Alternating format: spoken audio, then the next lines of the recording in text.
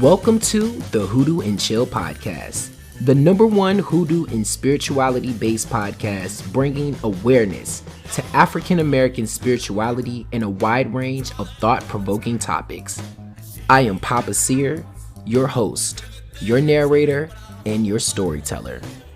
Before the show begins, make sure you're subscribed or following the show so you don't miss out on any episodes. And as always, donations of love keep our podcast alive and give us the ability to upgrade the show, enhance our content, and most importantly, do what we love. You can use any link in the description to send your donation of love today. Now, let's start the show.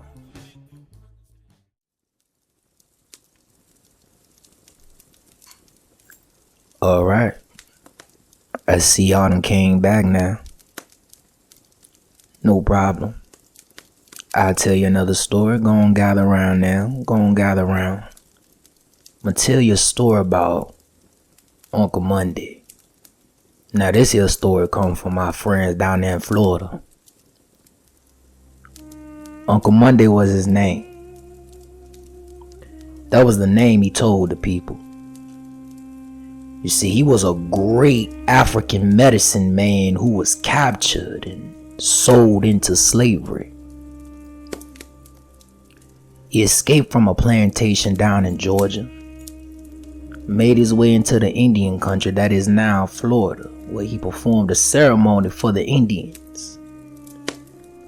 Uncle Monday drummed and danced until his face grew long and terrible, until his arms and legs began to change, until his skin grew thick and scaly, and his voice came like thunder. And from Blue Sink Lake came alligator voices to answer his own. 1,000 gators swept up to the banks of the lake and made a lane between their ranks. Uncle Monday glided majestically upon the water between the lines of thundering gators, and they disappeared after him. That was the way he left the land and changed himself into an alligator. His home is still in the Blue Sink, but sometimes he returns as a man that casts a spell on folks. When Uncle Monday comes back, he lives in a tiny hovel on the shore of Blue Sink. On one such visit, he heard of a medicine woman named Old Judy. Old Judy was jealous of Uncle Monday. She bragged that he wasn't as good a doctor as she was. She could undo any spell he cast and throw it back on him. Uncle Monday heard about her boasting and said, "That foolishness of tongues is higher than mountains." So one late afternoon, Judy asked her grandson to fix her up a bowl so she could go fishing.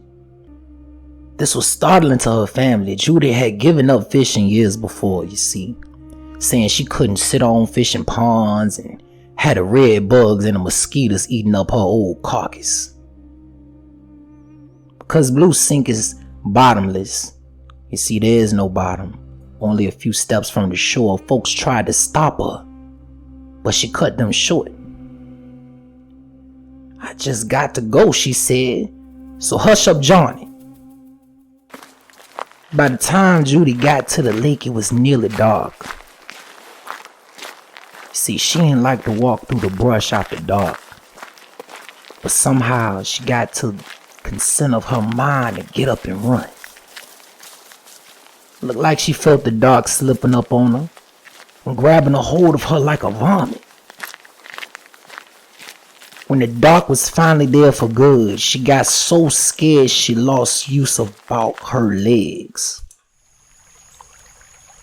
Then she heard a wind start up the hill a little way off and come rushing down upon her and the lake.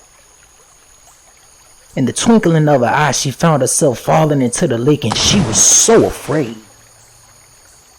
She'd always been afraid of water and darkness.